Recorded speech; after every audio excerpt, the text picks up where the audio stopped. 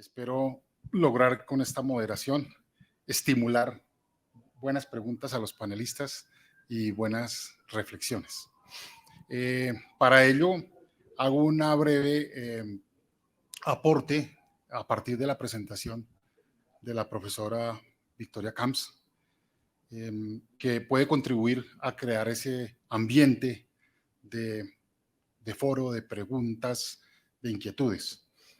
Es curioso que hoy, a esta misma hora, en el Hastings Center haya una conferencia titulada ¿Para qué sirve la bioética médica? Yo creo que si el profesor Daniel Callahan o el profesor Heller o Reis, cualquiera de ellos vieran el título de la conferencia y dicen, ¿pero qué pasó? ¿Cómo así que se están preguntando para qué sirve la bioética médica cuando nosotros fundamos el Kennedy Institute, el Hastings Center, hace 50 años, justamente porque considerábamos que era necesario y que era útil? ¿Por qué hacen hoy sus alumnos un foro denominado ¿Para qué sirve la bioética clínica? Yo creo que la pregunta es pertinente y nos ha ilustrado la profesora Camps en ese sentido, porque la ética fue sobreestimada para resolver los problemas morales de la práctica médica. Vinieron unas décadas en que se exageró su papel y sus capacidades, y creo que de unos años para acá ha llegado el momento de establecer unas condiciones de su utilidad y unos límites de su acción y reivindicar el papel de la moral. Creo que lo que la profesora con su conferencia y con su libro Ética de las Virtudes ha pretendido hacer, la reivindicación del ethos de la profesión médica. En eso se viene trabajando hace unos años. Y no solo ella, las pistas nos han venido de otras dos maravillosas mujeres, sin lugar a dudas, que han pensado el asunto y se han pronunciado. Martha Nussbaum, muy conocida por todos ustedes, en su texto, en muchas partes, pero a mí siempre me ha encantado y lo he recomendado, en su texto La fragilidad del bien, primer capítulo, introducción, explora cómo en la literatura, particularmente en la tragedia griega, se estudia, se comprende y se da cuenta del problema moral de la condición humana, mostrando la fragilidad de la ética. La ética entendida, como lo explicó la profesora Camps, como esa actividad racional de pensar la moral. Por eso el primer paso que nos invitan ellas, cuando digo ellas son estas tres maravillosas mujeres, es distinguir entre ética y moral. Y pensar y empezar a entender los límites, el precario papel de la ética. La ética es solo un instrumento de observación de la moral. Un instrumento, como dijo la doctora Zárate, de resignificar la moral. Por supuesto, también Adela Cortina, pues nada menos de un texto como este sobre las emociones, gobierno de las emociones. Nos dan dando pistas muy conectadas con los hallazgos de las neurociencias.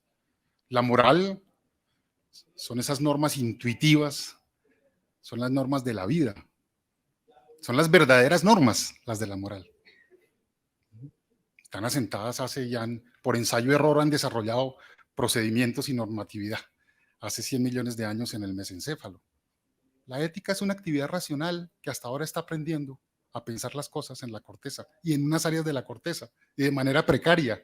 Cuando nos sentamos en un comité de ética o de bioética a pensar un problema moral, pretendemos que lo estamos pensando desde la corteza frontal, parietal. Se nos olvida ese mundo de las emociones. Adela Cortina, gobierno de las emociones, nos enseña a no soslayarlo, a tenerlo en cuenta. Y por supuesto, cuando la profesora Victoria Camps menciona ética de las virtudes, lo que está haciendo justamente es una apelación. La virtud es un rasgo moral, no ético. La ética es una observadora de la moral que formula la necesidad de crear hábitos, Aristóteles. Y esos hábitos son vistos como virtudes. Son dos mundos distintos. Entonces, por eso yo creo que en el caso del servicio de humanismo y bioética de la Fundación, yo creo que ellos son un muy buen ejemplo. Por eso yo los cito siempre los pongo de ejemplo con mis alumnos en las conferencias, en los hospitales donde nos invitan a hablar de estas cosas. Ese es un caso en que se ha logrado superar la noción de una bioética como una tarea fundamental. No, la bioética es una herramienta. La actividad consultiva de los comités es una herramienta. El fondo realmente es la construcción de una moral institucional. Y solo hay un camino. Pues Victoria Camps, Ética para la Educación, su texto. Solo hay un camino, la pedagogía, la paideia. Y eso en el caso del servicio de humanismo es claro. Su actividad consultiva no se remite a resolver un caso que llega y contestar hagan, no hagan, limiten el esfuerzo, racionalícenlo, sino que hacen actividades pedagógicamente significativas sobre el humanismo médico, como acompañamientos, conversaciones, modelaje. Es que la moral, el ethos médico realmente se construye con buenos modelos. Muchas de las virtudes que se exigen al buen médico no tienen su origen cuando empieza a estudiar medicina, tienen su origen en su familia y en su cultura. Entonces la apelación de alguna manera es en el mensaje de la profesora Victoria Camps. Claro, su percepción de las virtudes está modulada y adaptada a los tiempos contemporáneos. Tiene un énfasis muy fuerte, digamos, en una ética para la civilidad, para la ciudadanía. Se aleja de la noción aristotélica, parte de ella es conocedora muy importante de Aristóteles, pero la convierte en una aplicación ciudadana. Pues qué mejor que entenderlo de esa manera, cuando aquí han intervenido mostrando la migración de una autonomía personalista a una autonomía relacional. La relación en la reclamación de derechos del paciente individuo al paciente ciudadano. La conexión con salud pública. De manera pues que quería aportar estas reflexiones en torno a la radical diferencia, aunque articuladas, entre moral y ética, y mostrar cómo un servicio como el que ustedes lideran es un modelo que está pensando en el escalamiento moral de la institución, no en la imposición de normas primeramente o en la resolución de conflictos o consultas primeramente, sino que ellos son la herramienta, la estructura para trabajar un verdadero humanismo médico que es de carácter moral, no ético. Ético es solo una ventanita humilde que a veces se vuelve pretenciosa de observación de lo moral. Muy bien. Dicho hasta ahí, entonces, es posible que haya preguntas del público que la doctora Natalia me irá indicando. Yo formularía, pues en principio, yo aquí fui anotando cosas que me llamaron la atención, pero digamos, vi como transversal en todas las conversaciones la tensión entre dos valores de nuestra cultura occidental que se han ido dinámicamente construyendo. El de calidad de vida, la noción de calidad de vida, versus o en articulación con la noción de incapacidad o de diversidad, como ha explicado el doctor, de capacidades. Veo en todos los casos que se han expuesto esa tensión entre justamente el ejercicio de la autonomía del paciente y a veces reflejada o subrogada en su familia y los médicos tratantes en torno a qué debe prevalecer, una cierta noción de calidad de vida o la comprensión de las capacidades en términos de la diversidad funcional. Dejaría eso como para de pronto los panelistas inicien la conversación y después vamos recibiendo preguntas. Bueno, muchas gracias. Yo creo que esa pregunta podríamos abarcarla desde un punto más atrás. Y es que creo que hay una situación en la que no nos hemos puesto de acuerdo y es a qué vamos a llamar dignidad humana. Todos sabemos que la dignidad es algo que todos queremos respetar, que todos los seres humanos, por el simple hecho de ser seres humanos, la deberíamos tener.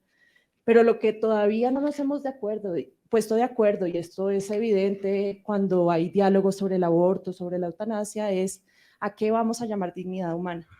Vamos a llamarlo a la condición de ser parte de la especie humana, es decir, lo vamos a llamar desde la concepción, o lo vamos a llamar a ese punto en donde las personas pueden explorar la vida, disfrutar de ellas, tomar decisiones. Y creo que ese diálogo todavía está abierto. Y eso es lo que hace o permite que abarcar el tema sea tan difícil. Porque aquel que defiende que la dignidad humana está basada únicamente bajo la condición que la vida humana está presente, pues sería razonable esperar que esa persona defienda una atención centrada en mantener la vida independiente que pueda establecer o que pueda significar eso. Sus metas estarán centradas en que lo digno y lo que se tiene que hacer es mantener la vida a ultranza. Una persona que tal vez defienda más que la dignidad humana va de la mano en cómo esa persona va a poder vivir, qué calidad va a poder tener, se preocupará más por el contexto de la disfunción, de la discapacidad y tendrá más estrés moral en tomar decisiones porque lo considera un tema relevante a tener en cuenta. Y como ese diálogo no, en estructura está muy claro, yo creo que ninguno que defienda las dos posiciones defendería la postura de no defender la dignidad humana, pero en contenido está muy disperso y no nos hemos puesto de acuerdo. Muchas gracias, doctora. Un poco complementando a la doctora Zárate y tomando como primera instancia uno de sus argumentos iniciales, doctor, es entender esto que menciona la doctora Zárate de la dignidad humana en el campo médico y en la atención médica. Y por qué es importante abordarlo haciendo contestación a su pregunta, es precisamente porque esta dignidad humana, ¿cómo la medimos desde la parte médica? La medimos si a una persona con diversidad funcional le duele algo o no le duele nada, si se pudo adaptar bien a su prótesis o si simplemente no tiene ningún tipo de inestabilidad, o si de pronto también es importante medirla desde la satisfacción de la persona con el desarrollo de sus capacidades, con la consecución de un nivel educativo, desde lo que quería estudiar o desde lo que se quería formar, con la consecución de una labor, de un sentido de utilidad hacia la sociedad desde lo que son sus propias preferencias y sus valores. Y si esto también es algo que desde la parte médica estamos midiendo, o si únicamente lo estamos viendo con escalas de dolor o escalas de funcionalidad, pero en donde esta otra parte se nos queda tan corta y cojeamos tanto en la clínica, aquí mismo en el hospital, para poder entender la globalidad desde lo que la doctora Zárate dice, esa dignidad. Y nos abre otro debate y entonces, si no la estamos midiendo bien o si no la estamos abordando bien, ¿cómo la podemos medir de la manera que es? Desde mi parte, desde mi parte asistencial como clínico de la salud mental, tal vez somos la especialidad que se trata de acercar, y digo se trata porque a veces también nos quedamos muy cortos, pero es como entender desde la globalidad de lo que es la asistencia clínica a una persona, cómo estamos abordando esto y si lo podemos, y qué propuestas tenemos para poder hacerlo de una manera, y como dijo la doctora Zárate, para poder definir esa o tratar de escudriñar cuál sería la mejor definición de esa dignidad humana por parte de los que proveemos servicios de salud. Muy bien. Perfecto. Doy la palabra a la doctora Bernardita.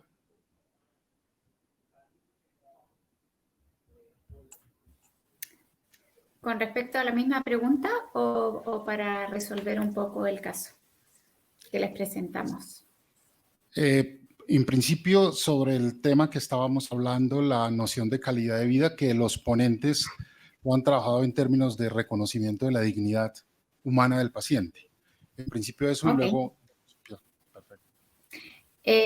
Claro, el concepto de calidad de vida, la dificultad que tiene es que es un concepto subjetivo y que cada uno va a definir cómo es la vida que cada uno quiere vivir. Y para eso, ¿qué es calidad de vida? Para mí puede ser distinto que lo que es calidad de vida, por ejemplo, para Natalia. Y eso tiene, sin duda, relación directa con este respeto por la dignidad de la vida que yo quiero vivir o que yo estimo que es mejor vivir. Entonces, son conceptos tan subjetivos en que uno no se puede poner como todo el mundo de acuerdo, y por eso ahí radica la dificultad, y es por eso que es tan importante lo que han hablado antes del respeto, de conocer al otro, de conocer los valores y preferencias, ya sea del enfermo o de aquel que necesita ser subrogado, las opciones o las preferencias de los padres que se aspira o se supone que actúan en beneficio del menor, en el mejor interés de su hijo. Que hay algunos casos en que no siempre es así, pero en general eso se asume que muchas veces los padres actuamos o esperamos actuar en beneficio de nuestro hijo. Por eso es tan difícil este concepto de dignidad y de calidad de vida, y que están íntimamente relacionados. Muchas gracias. El doctor Natalia, ¿me indicas hay alguien más que? Por WhatsApp. En mi generación no somos muy hábiles para reconocer esos mensajes. Mejor las señas.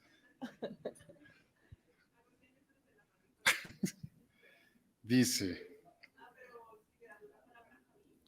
Ah, sí, ¿es de él la pregunta? Otra persona. La voy mirando. Le damos la persona a Javid. Doctor, adelante.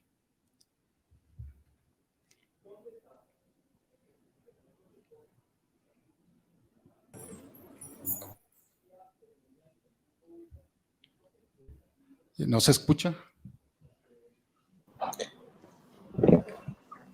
Buena tarde. Qué pena, ¿hay alguna pregunta hacia mí? Muchas gracias al auditorio. Buenas tardes. Habíamos visto que habías levantado la mano si querías dar algún aporte, opinión sobre el tema de calidad de vida y dignidad humana que estábamos conversando con los demás ponentes.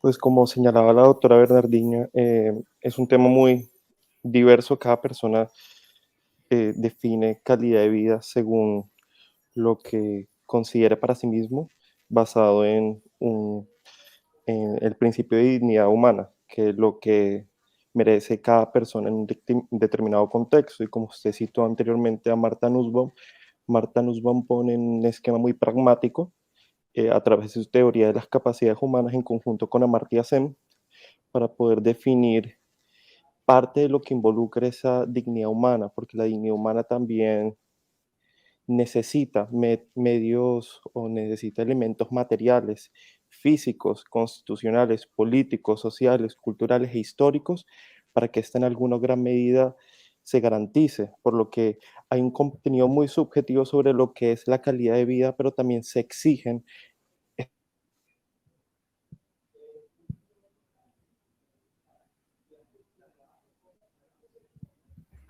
Problemas de comunicaciones. Dejó de escucharse, doctor.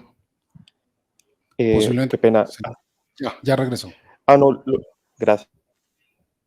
Lo último que señalaba es que a través de estos elementos sociales, políticos, históricos, culturales que nos citan Martha Nussbaum y Amartya Sen a través de su teoría de las capacidades humanas, uno habla de una calidad de vida o de una vida, pero también se habla de una buena vida, en donde estos son factores que no son negociables y que son muy confluentes sobre lo que cada persona necesita o para poder tener, digamos, un camino donde pueda construir su vida a partir de una forma intersubjetiva, pero pues garantizando unos mínimos básicos. Muchas gracias.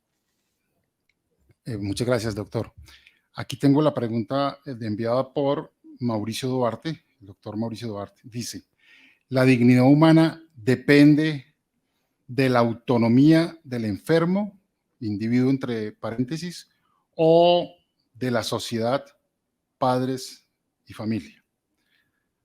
Antes de darle la palabra a alguno de los ponentes que quiera contestar, pues aquí se me ocurre una anotación. Siempre que nosotros vamos a cualquier escenario a proponer la noción de autonomía del individuo, de dignidad del paciente, de discapacidad, de género. Siempre hablamos de una propuesta de construcción subjetiva, se usa mucho esa expresión. Y eso es ponerle en bandeja a la principal crítica de la bioética, a la principal crítica que ha recibido desde el día siguiente que se publicaron los principios de Beauchamp y Childress. El día siguiente es al año siguiente, ya apareció Gloucester con el primer libro, acusando de relativismo moral. Esa es la mayor acusación que puede existir para un aparato ético, la de relativismo moral. Es decir, ustedes se adecúan a cada caso, es decir, subjetivismo, dignidad humana es lo que cada persona piense que es. Calidad humana es lo que cada paciente piense en subjetividad, que es vivir bien. Puede ser, pero no es relativismo moral. Y la razón es porque, recordemos con lo que yo inicié en mi aporte, la ética justamente es la observación racional de lo moral y observación que tiene carácter investigativo. No es diagnóstica, sino es una propuesta, es prospectiva. Es sentémonos y pensemos con la razón hoy en este hospital qué significa autonomía del paciente o qué significa dignidad del paciente. O sea, es una propuesta de constructo. Por eso la moral tiene valores y la ética principios, porque los valores, digamos, provienen de un aparato que se exporta sin racionalizarlo, mientras que la ética implica sentarse a pensarlo. Con mucha razón decía, en una sola frase lo decía mejor que cualquiera, Adela Cortina, la ética es la moral pensada. Entonces, cuando yo digo en mi hospital, la noción de autonomía o de calidad de vida o de dignidad humana que vamos a usar es esta.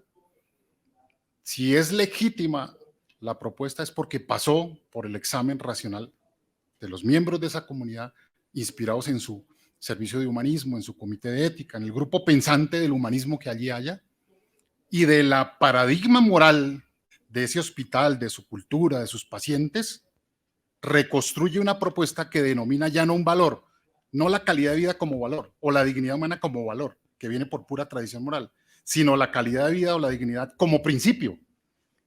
Es que la naturaleza de los principios éticos es muy compleja. Tiene pretensión de universalidad, pero está siempre supuesta a revisarla y repensarla porque esa es la naturaleza de la ética, repensar lo que creíamos que estaba claro. Yo hago ese aporte para, digamos, contestar a los que nos acusan de relativismo moral. No lo es, pero eso es por una mala comprensión de lo que significa la tarea de este tipo de ética, utilizada como facultad, no como adjetivo, ¿no? Muy bien, otras preguntas. David, Javid. No, me parece que es una pregunta muy oportuna porque obedece parte de esa transición histórica en que, digamos, nuestra medicina ha ido mutando afortunadamente sobre un paternalismo ya más hacia una ética basada en el cuidado, donde la autonomía no solamente reside en el paciente o en el doliente, sino también en el cuidador, ni siquiera en el familiar, porque el término contemporáneo en que nos debemos referir es más que todo al cuidador, porque no solamente ser familiar nos vincula necesariamente a una persona en términos de correspondencia moral en un entorno clínico.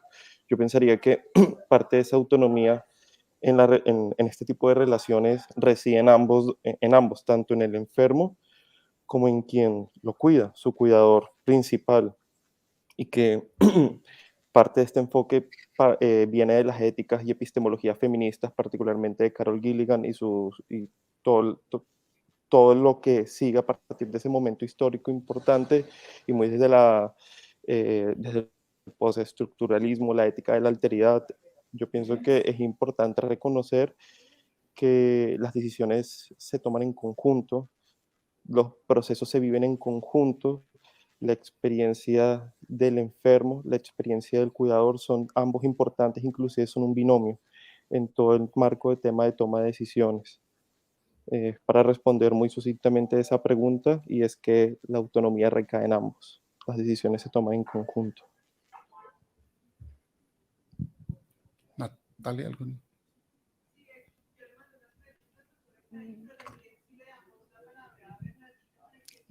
Bernardita. Sí. Yo quiero reforzar, o me gustaría reforzar esto que la bioética no es relativismo moral. Creo que es importantísimo que nos quede claro a todos. Coincido plenamente con lo que exponía el doctor, porque se establecen ciertos principios. En este espacio de deliberación uno acuerda ciertos principios que van a guiar nuestras decisiones. Y son principios que son razonados y razonables.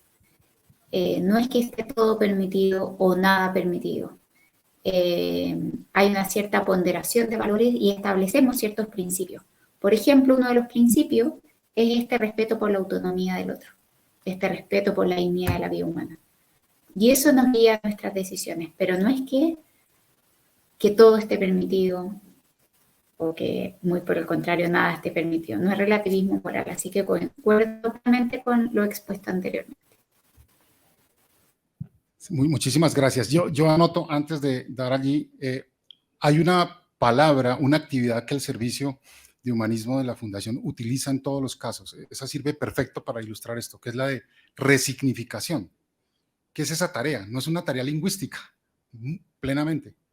Es un grupo que racionalmente, o sea, un grupo de ética, piensa un valor moral. Vean el caso número 1, el de la doctora Zárate. Había una expectativa de la familia basada en una noción de calidad de vida de su hijo. Había una expectativa de sobrevivencia y de calidad de vida. El comité la estudia. El comité está ya en otro nivel, no el de la moral, está en el de la ética. No hay que olvidar esa distancia epistémica. Son dos mundos diferentes. Lo piensa porque están entrenados y capacitados. Y después de pensar el problema creado por una expectativa de calidad de vida del niño, caso número 1, se regresa y utiliza esa expresión, resignificación. Es el rol de la ética que pensó la moral, a hablar con la familia y hacerle resignificar un valor. La ética actuó sobre la moral para producir unas condiciones de bienestar al niño. Esa es la articulación, digamos, en la que yo quiero hacer énfasis. Doctor, quería...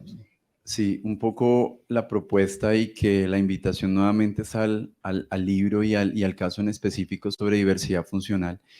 Es que la respuesta probablemente está en la interacción de un entorno y la interacción de la persona con diversidad funcional.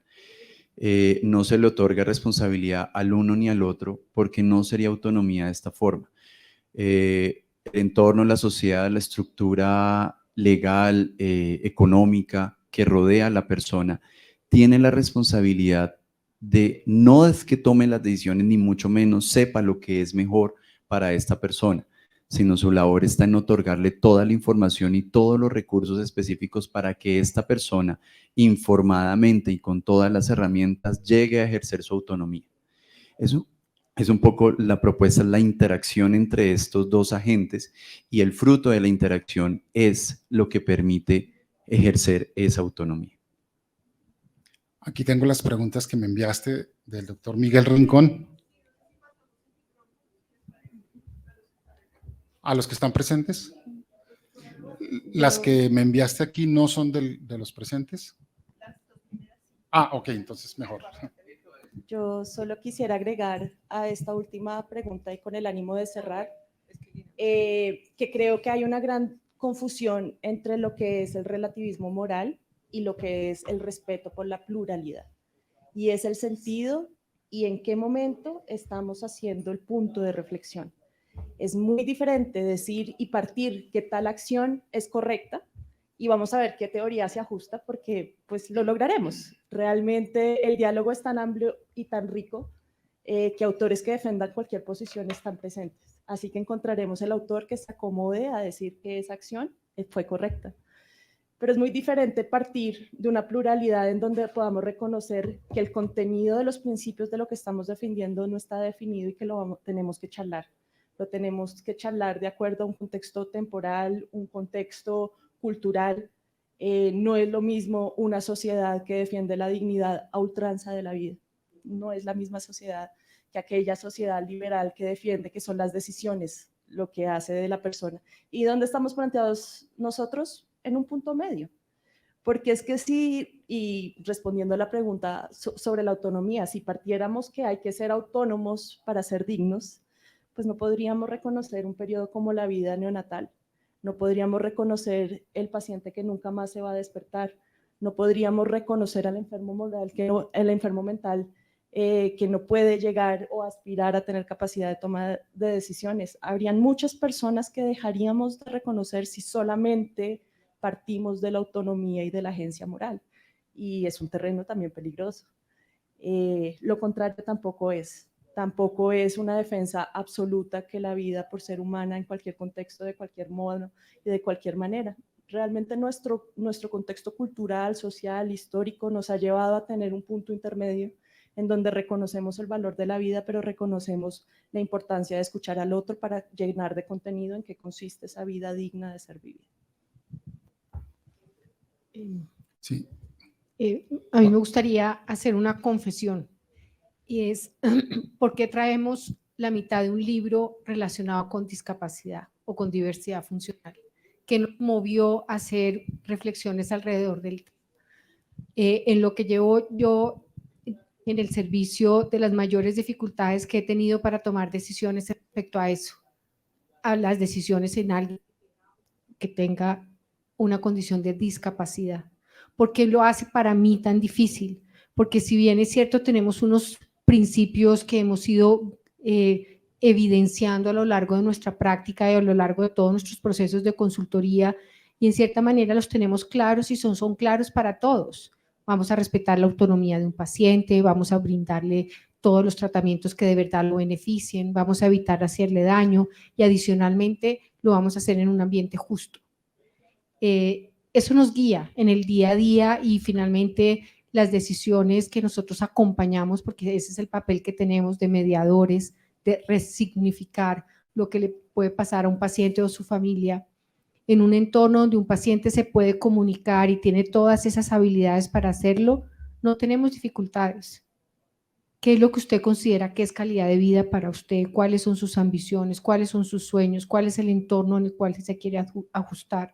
Y no tenemos dificultades ahí, pero con pacientes en condiciones de discapacidad, eso cambia totalmente. No tenemos esa voz y nos toca a nosotros tratar de interpretarla.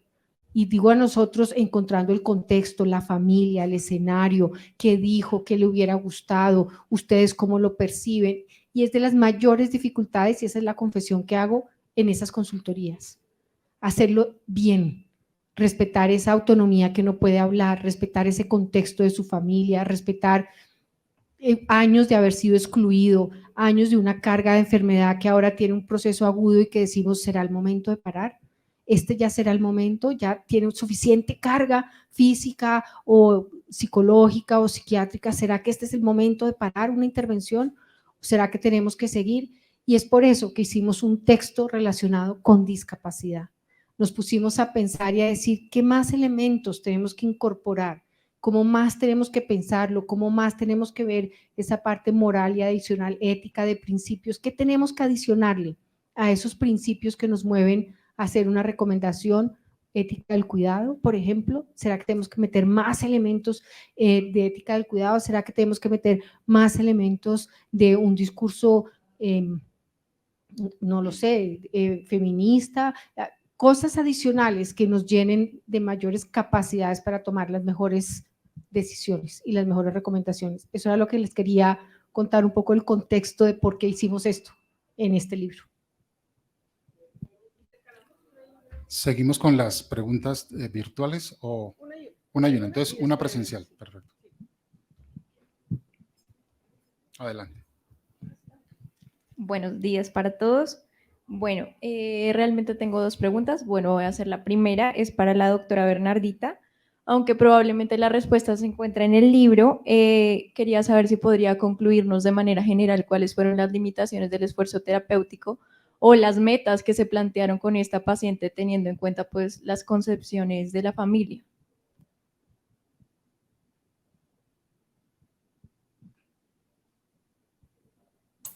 Sí, te puedo adelante. aclarar eso. En base a la reunión que se tuvo con los padres y con el equipo tratante en esa situación, además de la psicóloga del equipo que apoyaba a estos padres y a las abuelas de la niña, que que los padres pidieron que ellas también estuvieran porque eran un apoyo para ellos, se decidió adecuar el esfuerzo terapéutico. ¿En qué consistió esto?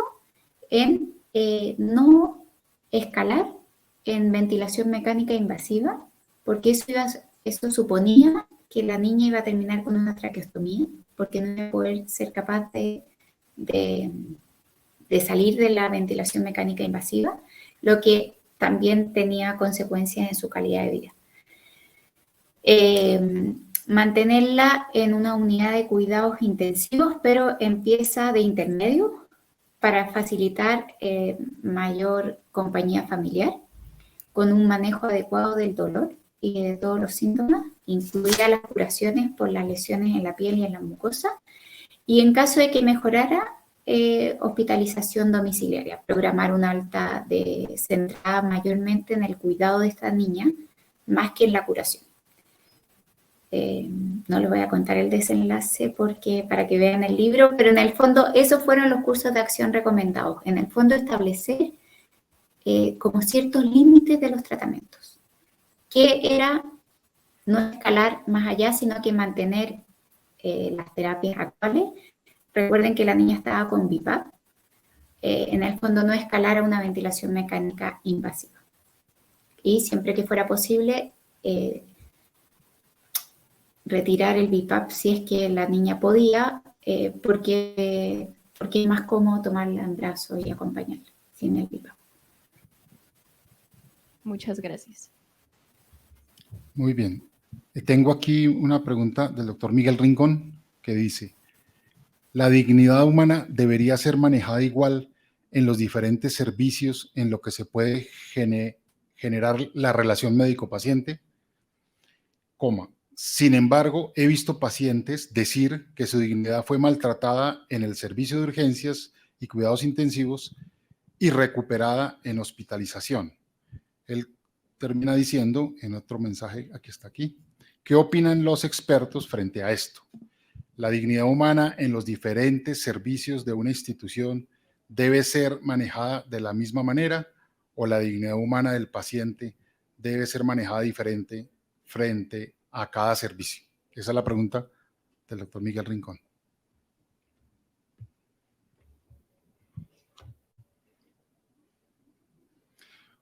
Bueno, sí. Yo creería, y tomo la palabra si alguno quiere, que eso una vez más vuelve a ser parte del contexto. No es el mismo escenario, el contexto de urgencias, decisiones que tienen que hacen una gran diferencia entre un pronóstico, yo creo que podemos tener un lenguaje común de cuál es esa dignidad que vamos a respetar, que son esas decisiones, ese espacio de decisión de cada uno de los pacientes, pero podemos reconocer que en el ámbito clínico, tan incierto, tan lleno de contenido y de situaciones diferentes, cómo se llena esa estructura, pues es diferente. Yo creo que es importante reconocer que en un primer momento el respeto por la autonomía, si bien no es la totalidad de lo que implica la dignidad humana, sí es un primer paso a tener en cuenta cuando estamos hablando de dignidad y de reconocer la agencia moral de cada persona y de reconocer que las personas tienen ese espacio para establecer cuáles son los límites de su corporalidad, cuáles son esas intervenciones que no estarían dispuestas a aceptar y nosotros como gremio médico aceptar esa situación, atender las preocupaciones, atender el dolor a partir de la visión y perspectiva del otro. Y en ese sentido creo que el respeto por la autonomía y también la actitud compasiva de quien atiende el dolor y el sufrimiento son elementos supremamente relevantes cuando uno quiere enaltecer y hacer presente la dignidad humana. Lo que pasa es que hay algunos contextos clínicos, unos que dependen del paciente, unos que dependen de quien atiende y otros que dependen de en qué entorno están, que hace que esto se tenga que pensar de manera diferente en cuanto al contenido, no en cuanto a estructura. Sí, y en términos generales, por lo que veníamos diciendo, la noción de dignidad humana es un constructo, es completamente histórico y accidental. Entonces alguien acucioso, perspicaz podría preguntar, en este hospital, ¿cuál noción de dignidad humana usan en este servicio? La de la Declaración de Derechos Humanos y Bioética, la de Pico de la Mirandola en el siglo XVI, la de la escuela helenística, son distintas, son diferentes. Entonces, lo primero que tiene que hacer una institución sobre esos conceptos, digamos, medulares, es hacer un debate, una reflexión y ponerse de acuerdo a qué se refieren. Porque es que no existe una, y mucho menos ir a copiarla de alguna declaración, sino construirla. Es que eso es lo que es pensar la moral, construir la noción de dignidad humana de este hospital. Y obviamente va a trascender los límites funcionales, los límites de género, los límites porque estamos construyendo una ética de nuestro tiempo. Entonces la noción de dignidad será de nuestro tiempo. Pero si tocara dar unas pistas para ese trabajo de construir la noción de dignidad, es qué nivel de cuidado y respeto me merece algo. Tal vez lo único que valdría la pena anotar es que se logró migrar en ese... Bueno, el término dignidad humana como tal antes del Renacimiento no existía.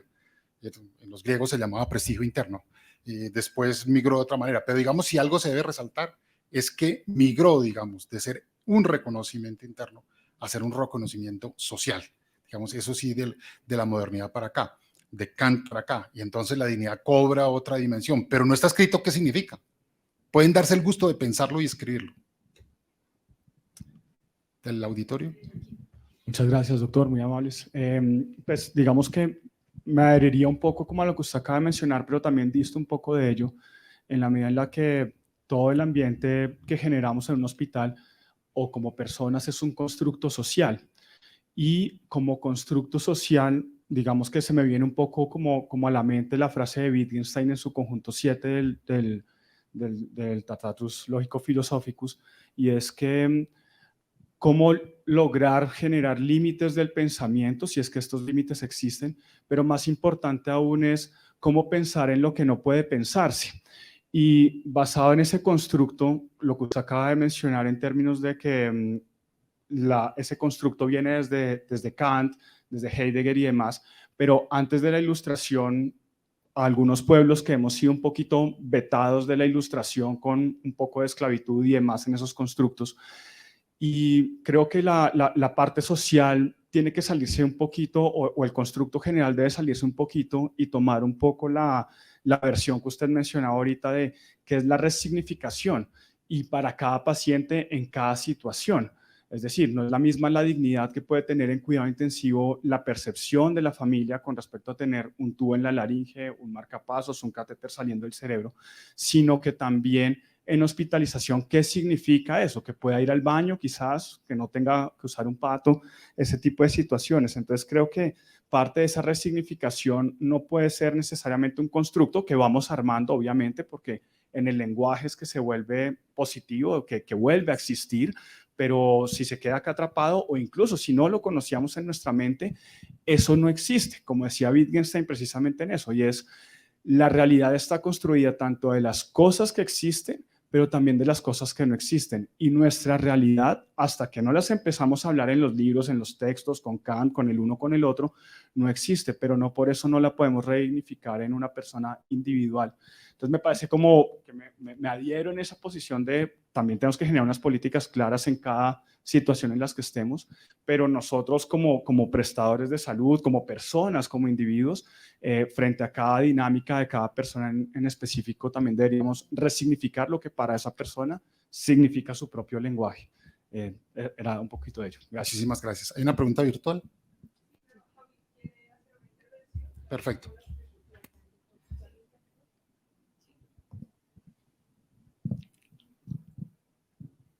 Sí, le da paso, doctor Efraín. A Javid. Javid, tienes la palabra. Muchas gracias. Quería tocar un punto que todos han hablado en alguna gran medida transversalmente, que es el problema de la autonomía. Y es que muchas veces, particularmente en nuestro entorno clínico, pensamos la autonomía de una sola forma y me atrevería a decirlo así, como autonomía es igual a racionalidad, cuando no, la autonomía es algo mucho más sencillo, es la capacidad que tiene la persona de ser ella misma, de ir conforme con sus propios deseos, preferencias, y muchas veces cuando no notamos esta categorización o esta descripción muy básica de la autonomía, ignoramos que el otro es autónomo en un sencillo muy local o muy situado, muy básico, y que eso en alguna gran medida da cuenta de quién es la persona, cuáles son sus deseos o preferencias, y especialmente en nuestro entorno médico nos la pensamos así, como si esta persona no es racional en la medida en que yo lo necesito, no es autónoma. Y no, la autonomía es un ejercicio activo, no es un ejercicio pasivo, exigir al otro, captar al otro, al vulnerable, al discapacitado, al que no obedece de la forma más hegemónica o la forma más estructurada esa forma de concebir la autonomía, porque inclusive si uno es muy estricto con esos criterios de autonomía que vienen muy de la tradición kantiana y que yo desafortunadamente cada vez me he alejado más de Kant a raíz de ello, me pienso la autonomía como algo más básico, y si uso esos criterios kantianos, inclusive hasta nosotros mismos dejamos de ser autónomos, porque la vemos como algo inalcanzable, como algo muy lejano, como algo demasiado estructurado, cuando la autonomía y la moralidad deben estar al servicio de la persona, deben estar ahí al alcance de ellos. Y por eso la autonomía es algo también tan dinámico, y contemporáneamente, especialmente este texto que estamos compartiendo el día de hoy, que escribimos, es una forma de corresponder ese dilema contemporáneo sobre la autonomía, pensarse la autonomía en el diferente, en el discapacitado, en el vulnerable, y darle voz a aquellas personas que han sido ignoradas históricamente. Es como una forma de también, como ustedes lo indican, de resignificar ese concepto y cómo lo usamos en nuestra práctica diaria. Muchas gracias. Gracias a usted, doctor. Vamos entonces a una pregunta más del público y cerraríamos por tiempo. Creo que o alcanza una más. Hacemos la del público, por supuesto. Adelante, doctor Gaviria.